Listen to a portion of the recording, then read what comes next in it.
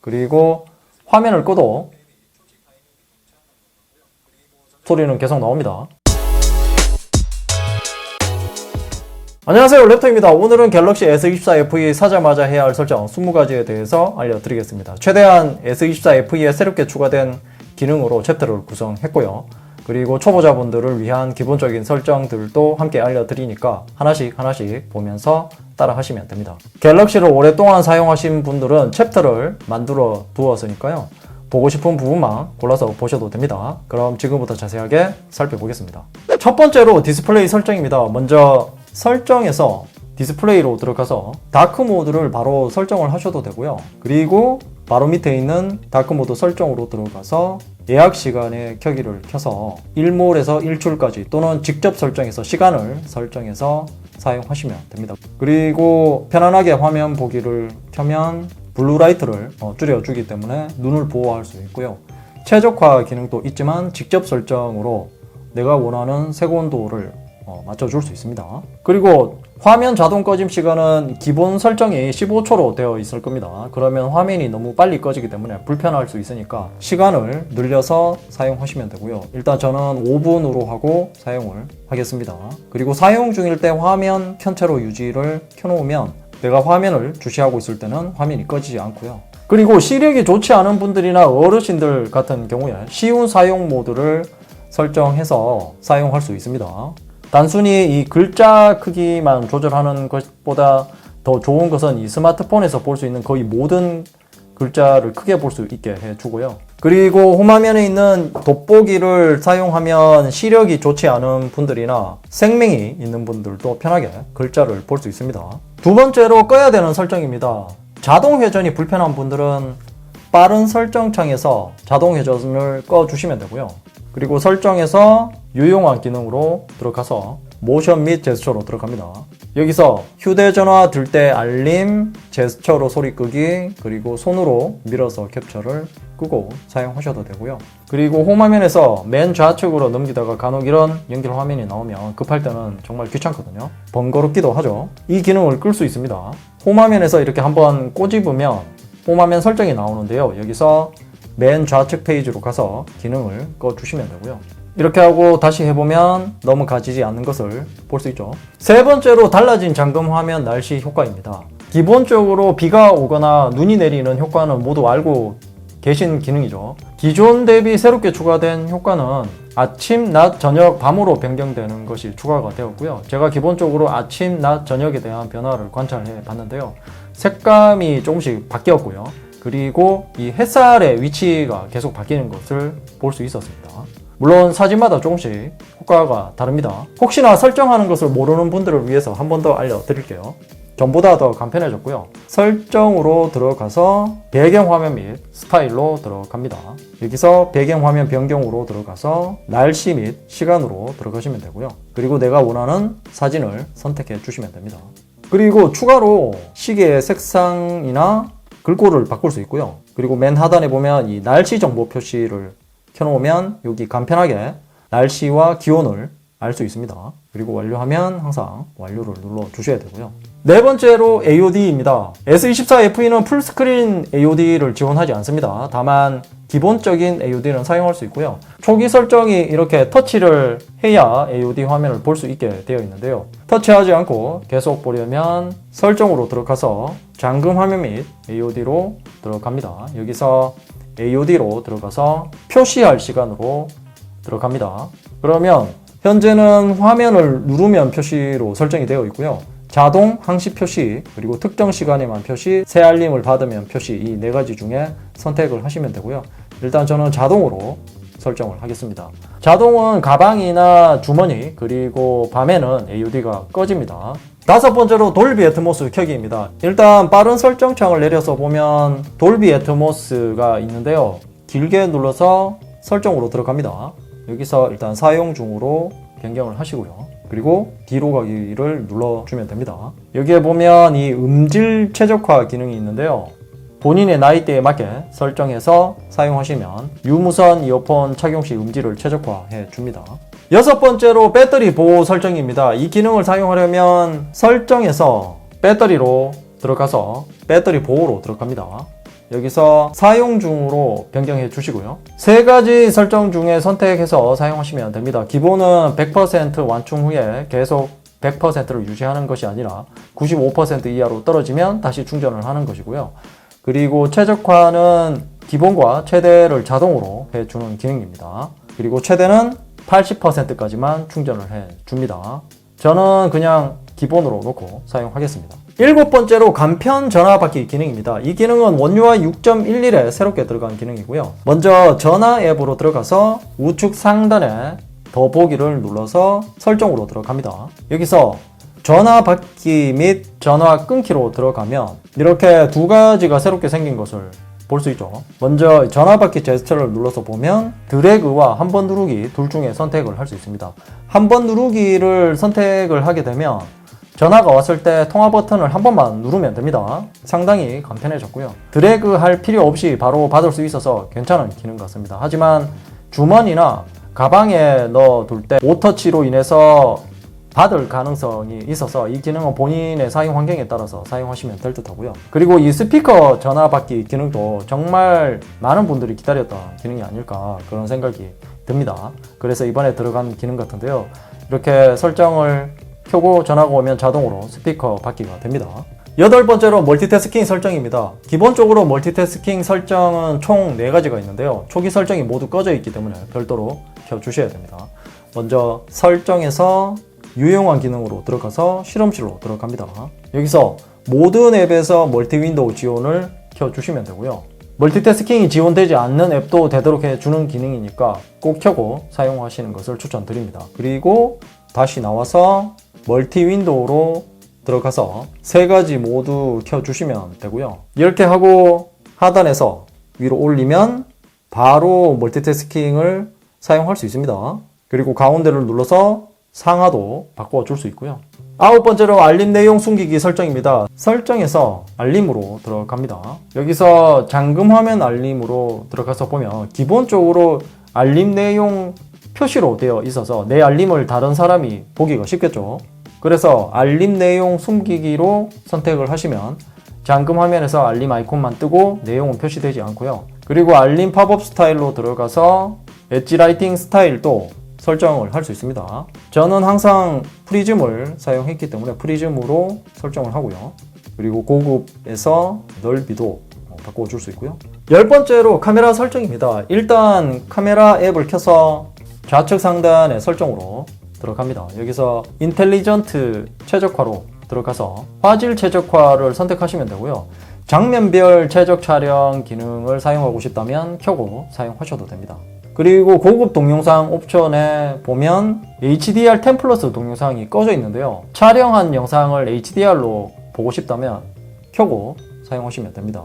그리고 카메라 어시스턴트는 군락을 설치하시고 카메라 어시스턴트를 다운받아 주시면 되고요. 카메라 어시스턴트에서는 이 200 크롭 줌 버튼을 켜주면 됩니다. 그리고 중간에 보면 즉시 촬영도 켜고 사용하시면 셔터렉을 조금은 줄일 수 있고요. 그리고 하단에 보면 이 녹화 중 화면 어둡게는 녹화 중에 설정한 시간이 되면 화면이 어두워집니다. 11번째로 키보드 설정입니다. S24FE도 기본 키보드가 쿼티로 변경이 되어 있는 것을 볼 수 있고요. 이것은 아마도 10대에서 30대 분들을 겨냥한 기본 세팅 같고요. 아무래도 아이폰을 주로 사용하는 세대라서 혹시라도 아이폰을 사용하다가 넘어오신 분들이 불편하지 않게 하기 위해서 기본 세팅을 이렇게 바꿔놓은 것 같고요. 이러면 기존에 사용하는 분들이 또 불편하게 됩니다. 이것을 바꿀 수 있는데요. 먼저 키보드에서 상단에 보면 이 설정이 있는데 여기로 들어가서 언어 및 키보드 형식으로 들어갑니다. 여기서 한국어를 천지인으로 변경을 하시면 되고요. 그러고 다시 키보드를 켜보면 천지인 키보드가 뜨는 것을 볼 수 있죠. 12번째로 다양한 앱에서 통화 번역 기능 사용하기입니다. 기본 전화 앱 말고 이제 구글 및 카카오톡의 보이스톡 등 다른 타사 앱에서도 실시간 통역을 지원하고요. 먼저 사용법은 카카오톡에서 보이스톡을 걸어 주시면 되고요. 여기서 빠른 설정창을 내려보면 좌측 상단에 실시간 통역을 눌러 주시면 됩니다. 그러면 기본 전화 앱에서 사용해서 실시간 통역을 바로 사용할 수 있고요. 13번째로 통역 듣기 모드 기능입니다. 이제 꼭 대화 모드가 아니어도 듣기 모드만 사용 가능하고요. 그래서 여행을 가더라도 여행 가이드나 안내를 듣기 모드를 통해서 할 수 있습니다. 먼저 빠른 설정 창에서 통역을 켜고 좌측 상단에 있는 이 메뉴 버튼을 눌러서 듣기 모드를 선택을 하시면 되고요. 그러면 이제 바로 이렇게 통역을 통해서 내용을 알 수 있습니다. 세상 정말 편해졌죠. 이게 놀라운 게 거의 동시 통역과 비슷한 속도로 통역을 해준다는 것에 놀랐고요. 제가 유튜브에서 CNN 뉴스를 재생한 것인데요. 솔직히 좀 놀랐습니다. 이것만 있으면 영상에서 영어나 일본어 등 다른 언어를 쉽게 알아들을 수 있을 듯 하고요. 그리고 여기서 제가 꿀팁을 하나 알려드리면 메뉴에서 설정으로 들어가면 마이크가 켜져 있을 때 자동 녹음 기능을 켜면 목소리를 녹음해 줍니다. 14번째로 노트 음성 녹음과 텍스트 편집 기능입니다. 이 기능은 완전히 새로운 기능은 아니고요. 원UI 6.11에서 텍스트 편집 기능이 새롭게 추가된 기능입니다. 음성 녹음 앱에 있는 텍스트 추출 기능이 들어갔다고 생각하시면 되고요. 이렇게 삼성 노트에서 우측 상단에 있는 플러스 버튼을 눌러서 음성 녹음을 선택하게 되면 음성 녹음을 합니다. 그러면 상대방이나 내가 하는 말을 녹음을 하고요. 그리고 녹음이 끝나면 오른쪽에 떠 있는 메뉴 버튼을 누르면 텍스트로 변환을 해주고요. 신기한 것은 글자를 누르면 그 부분의 음성을 들려줍니다. 또한 한국어뿐만 아니라 다른 나라 언어도 사용 가능하고요. 요약도 됩니다. 그리고 무엇보다 복사해서 노트에 붙여넣기도 가능하고요. 편집도 됩니다. 15번째로 달라진 스마트 셀렉트 기능입니다.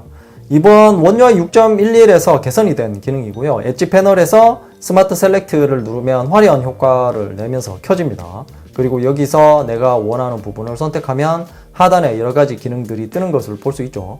스케치 변환 기능도 있고요. 다른 기능들도 있는데요. 이번에 새로워진 것은 피사체에 따라서 추천해주는 기능이 달라집니다. 이렇게 다른 부분을 선택하면 노트에 추가로 바뀌는 것을 볼 수 있죠. 그리고 영어나 다른 언어를 선택하고 오른쪽에 더 보기를 누르면 번역혐도 자동으로 뜹니다. 번역혐을 누르게 되면 바로 번역을 해주기 때문에 정말 간편하게 내용을 알아볼 수 있고요. 복잡하게 글자를 선택해서 복사 붙여넣기를 할 필요 없습니다. 그리고 GIF 만들기도 여기서 바로 뜨네요. 16번째로 그리기 어시스트 기능입니다. 이 기능을 사용하려면 사진을 하나 선택하고 가운데 별표를 눌러서 좌측에 스케치 변환을 누르면 되고요. 이렇게 오리 앞에 물고기를 그리고 생성을 누르면 됩니다. 그러면 그럴싸한 물고기가 나타나는 것을 볼 수 있죠. 효과가 상당히 리얼하고요. 참고로 스케치 변환 기능이 안 뜨는 분들은 설정에서 갤럭시 AI로 들어가서 그리기 어시스트로 들어갑니다. 여기서 사용 중으로 변경을 해주시면 되고요. 17번째로 인물사진 스튜디오인데요. 이 기능은 사람의 얼굴이 들어가 있는 사진에서 가운데에 있는 별표를 누르게 되면 여기 사진 우측 하단에 인물사진 스튜디오가 뜹니다. 네, 이렇게 인물사진 스튜디오에는 총 4가지를 지원해 주는데요. 코믹, 3D 캐릭터, 수채화, 그리고 스케치로 꾸밀 수 있고요. 지금 보는 것처럼 인물이 여러 명일 때는 이 사각형이 떠 있는 것 중에 고르면 되고요. 네, 일단 여기서 3D 캐릭터로 한번 생성을 해 볼게요. 네, 그러면 이렇게 캐릭터를 만들어 줍니다. 우측 하단에는 다운로드를 해서 별도로 저장도 할 수 있고요. 18번째로 인스턴트 슬로우 모션 저장 기능입니다. 이 기능은 원UI 6.11에서는 슬로우 모션을 본 부분만 바로 저장할 수 있는 기능이 추가된 것입니다. 내가 찍은 영상에서 길게 누르면 바로 슬로우 모션을 볼 수 있는데요. 화면에서 손을 떼면 바로 내가 봤던 슬로우 모션 부분을 저장할 수 있는 버튼이 좌측 상단에 뜨죠. 눌러서 저장을 하게 되면 별도로 기록이 됩니다.